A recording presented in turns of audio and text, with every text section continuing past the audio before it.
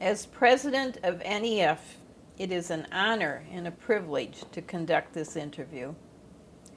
Thelma, we know the American Academy of Nursing has recognized you as a living legend. As you look back at your career, what professional accomplishments make you the most proud?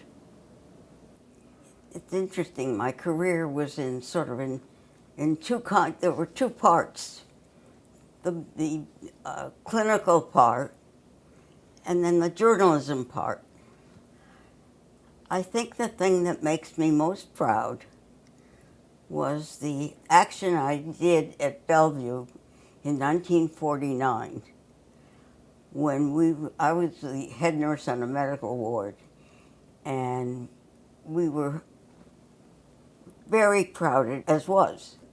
At that time, New York had a Bowery where most of the people who were homeless stayed.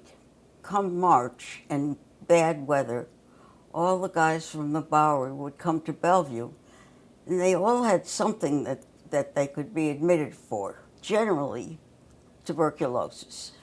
But the chest service knew they were coming, and they weren't so happy. They wanted more interesting cases, so they would send these people on to medicine. My ward was built to hold 32 patients. At the time of the influx of the TB patients, we had 60. We had one sink on the unit. We were not set up at all for this, and it happened every year. And this one year, I just couldn't handle it anymore. So I sat down and I wrote a petition, and I took it through the building and had every nurse sign it. And I went through the 3 shifts so that every nurse signed it, and they all did. They all agreed. And it said that this was an unconscionable situation, and there was an empty hospital on North Brother Island, and that's what I offered as a way to handle the situation. The commissioner of hospitals called me down, and he said, "Miss Mermelstein," that was my maiden name, "Miss Mermelstein, you will be a troublemaker all your life." And it sort of proved true. They did get the hospital on North Brothers Island and turn it into a TB stand. I guess my days at Bellevue were really over. The editors at AJN had taken me to lunch to interview me about the whole situation.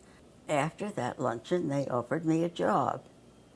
But they were startled to find out I didn't even have a bachelor's. They figured out that I could work half-time and go to school half-time, and what they paid me would really cover my tuition, which was more than what Bellevue had paid me. And so that's what I did. I went to Teachers College, and I got my bachelor's quite quickly. And then I went on the staff of AJN, where I lived happily for 40 years. First I was an assistant editor, then I became an associate editor, then I became executive editor, and eventually I became editor-in-chief. I loved my years at the Journal. This year marks 70 years since you graduated from nursing school. How do you think our profession has changed in those 70 years? Enormously. In the first place, our education has changed almost totally. I think there are 2 or 3 hospital schools left in the country. And students are going to universities to learn health care and nursing care. And then they go out to hospitals for clinical with teachers. But it's very different from what it used to be. Used to be that students were expected to play major roles on the floor. When we were third-year students, we paid back any tuition that had been given to us because we were often left alone on the floor and expected to run it, particularly at night. Another thing that has really changed was that nurses now have a seat at the table, often when discussions involving patient care are prominent. Used to be that we were not there. Anything that happened would be sent to us via the supervising person or the physician or whoever was at the table, and we would learn what nurses were supposed to do from others. That's not true anymore. Nurses are there, and I find that delicious. You have been a dedicated board member of Nurses Educational Funds for many years, raising and giving money for nursing scholarships. What attracted you to NEF to begin with? And why is NEF so important to you? I really began to appreciate education, which I had not had too much of, early on as a graduate. And NEF is an organization really devoted to education.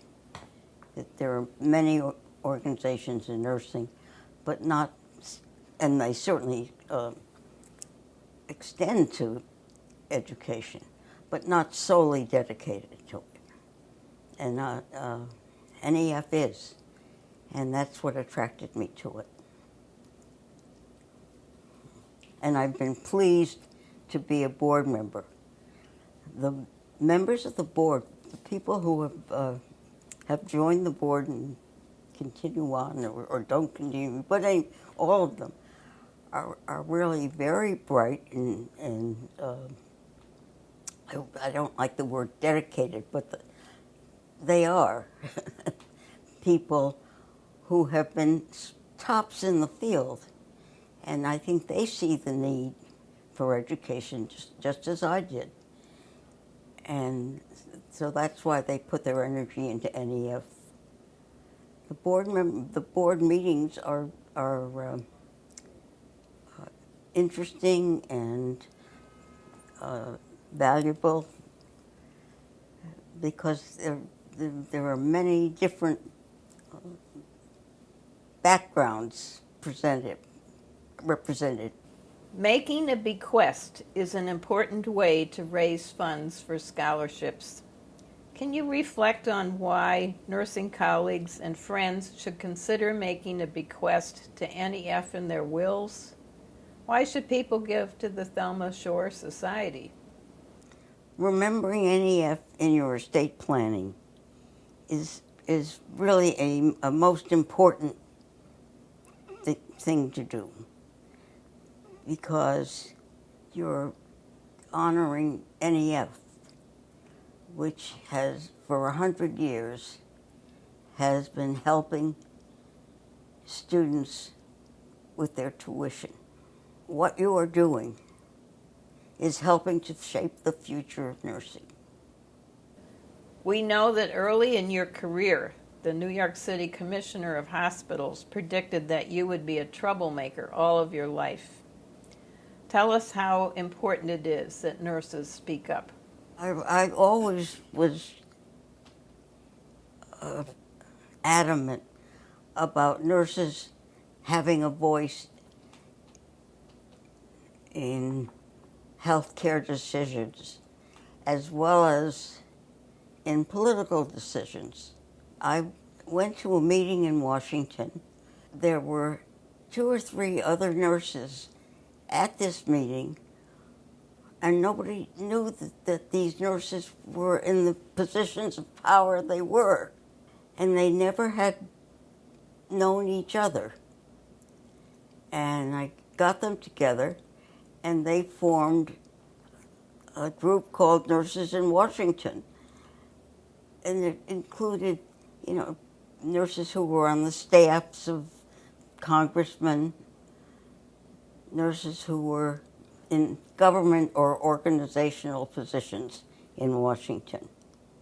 And now nurses are beginning to serve on hospital boards and more. Thelma, we are deeply grateful to you for your commitment to NEF, and it was a wonderful experience having this interview with you. NEF has lived for almost 104 years. It is the oldest nonprofit organization whose scholarships have supported more than 1,000 nurses at the master's and doctoral degree level. NEF supports scholarships for leadership in education, research, service, and practice.